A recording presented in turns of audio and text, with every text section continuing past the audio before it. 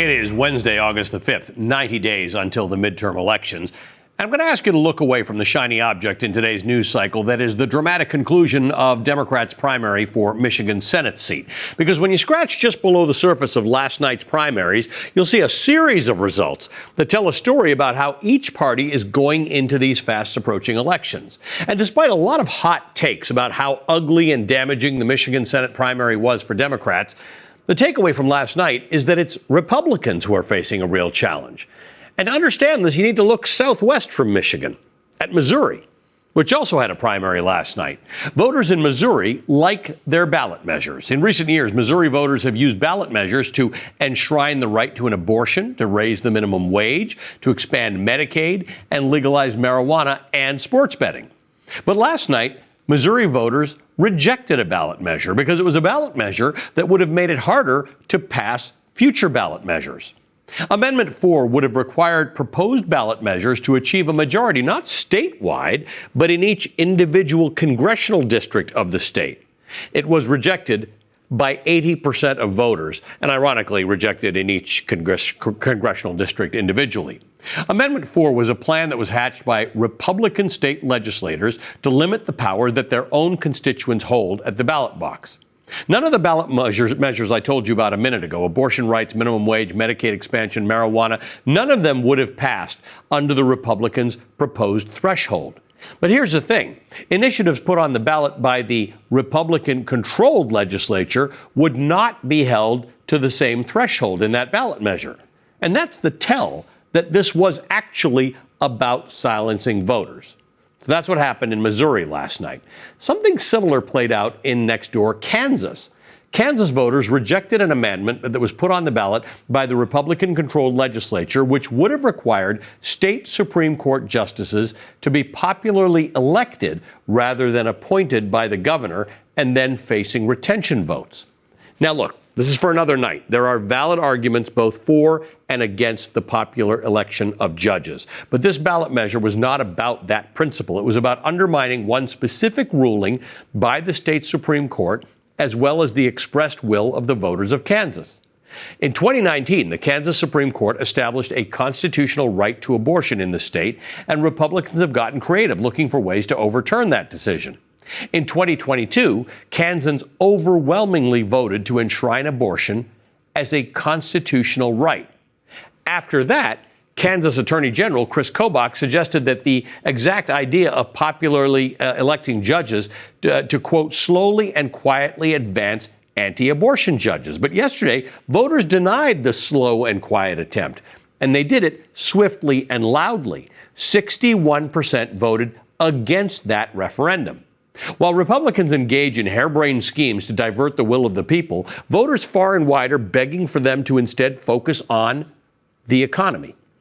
A new Reuters Ipsos poll finds that 48% of Americans said the cost of living was their top issue in deciding who to vote for in November. On that very issue, Donald Trump has an approval rating of 23%, and fully 70% of those polled disapprove of his handling of the economy. And when asked which party has a better plan to deal with the cost of living, Democrats have an 8-point edge over Republicans, 35-27, although 28% say they don't know which party has the edge.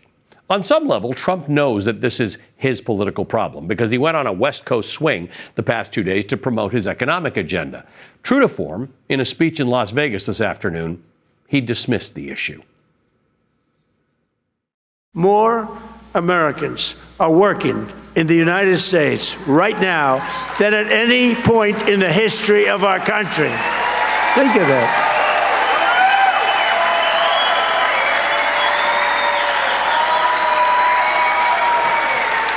Think of it. You don't hear that.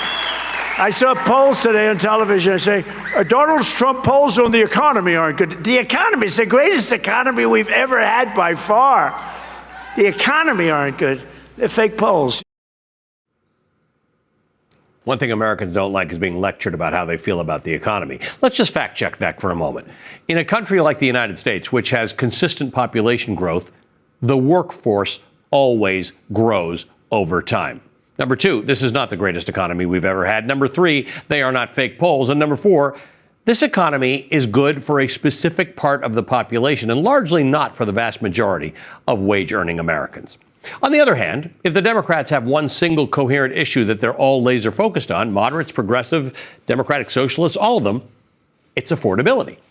They did just experience the most bruising and expensive primary of the entire season last night, but even so, they are coalescing.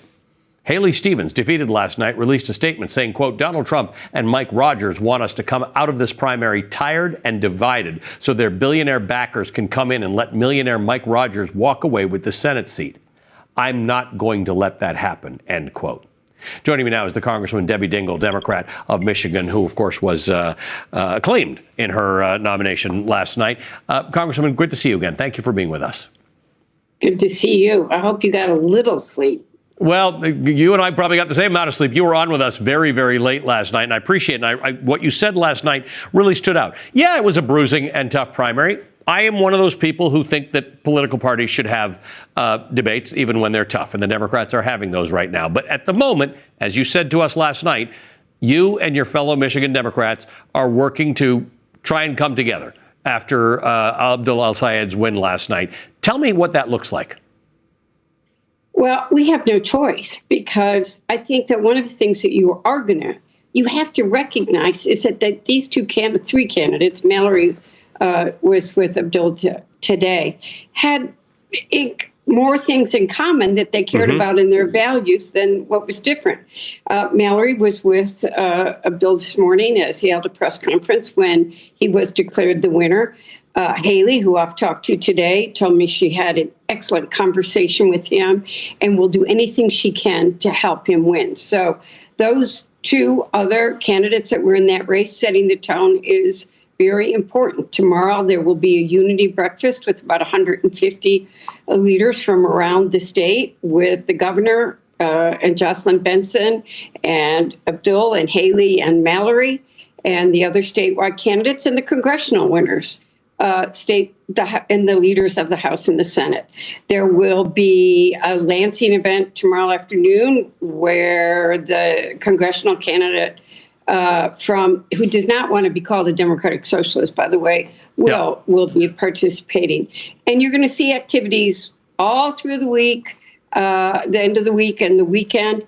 But what's really important, we don't need to talk to each other. We've got to go out and talk to the people that we represent and tell them about what we are going to do and what is at stake in November. And I believe that those are the issues that are going to unite us and win. Well, Congressman, you know I enjoy coming to Michigan a lot because Michiganders understand these things that are in front of us better than most people. Everybody in Michigan understands trade. You're a border state. Everybody understands tariffs. Everybody understands industry. And not everybody in Michigan is on the same side of it, but everybody in Michigan is on the same side of wanting a more affordable life. It becomes very strange to me the degree to which Donald Trump simply dismisses poll after poll or concerns about affordability. I don't know how you get away with that in California. I don't know how you get away with it in Michigan either. You don't get away with it. And I think that it reinforces the bubble that he is living in. One of the most important things I do, Ellie, every single week is go to Kroger on Sunday mornings. Yep. And people know I'm going to be there. And that's okay. And they come up and they talk to me and they show me what the groceries are costing them and the increase. They talk to me about how they're making choices. I mean, many people in this state are having a hard time affording their commute to work. We're a car state. People get in their vehicles and they drive, but the cost of gasoline is really challenging them. A mother 2 weeks ago came up to me, maybe 3 weeks now, who didn't know how she was going to pay for the inhaler that her child needed. These are the day-to-day conversations that if you get out there, I come home, I make a point you know that, Saturday and Sunday, I'm out and I go where people are and I don't go with anybody because I want people to know they can come and talk to me. President needs to get out of his bubble and the president needs to stop being surrounded. The other thing, and this is obviously very compelling, that Jocelyn Benson, who is your Secretary of State, is now your gubernatorial nominee, because she has been at the forefront of Michigan when Michigan was sort of election denial central. I can't believe we're here again. Donald Trump and the GOP remain in lockstep with respect to election denial about an election that was 6 years ago and has been fully litigated. Here's a clip I just want to play of Senator Adam Schiff and one of Donald Trump's judicial nominees. This just happened today. In 2008, Barack Obama ran against John McCain. Who won that election? I believe President Obama was sworn into office, so I'm certain he won. 4 years later, Barack Obama ran against Mitt Romney. Who won that election? President Obama was sworn into office, so I'm certain he was elected. Did Donald Trump defeat Hillary Clinton? In the Electoral College, he did, yes. Who won between Donald Trump and Joe Biden? Well, Joe Biden was certified by joint session of Congress. What is this nonsense? What really worries me is that you were just talking about John James and Mike Rogers. I've known them. I've known John James and his family most of my working career. This is what worries me about the November election. I just don't believe deep down that they even believe what is being rubber stamped. And that's what's at stake in November. You cannot deny these elections. People's votes matter. They need to be counted. And we need to worry about what's going to happen in November. My staff will kill me for telling you the story. But I got phone calls from postal workers who tell me that they were understaffed, that nobody was delivering AV ballots and campaign mail. That's what we've got to worry about. Yeah. I'm going to get more information, but I think we have to worry about the election deniers, that they're going to try to do things to keep these elections from mattering, and we are prepared and ready to fight. Congresswoman, thanks again for your time. I appreciate it. I'm sorry to give you 2 late nights in a row, but one of these nights we'll let you sleep. Congresswoman Debbie Dingell always makes herself available when we need her, so we appreciate that.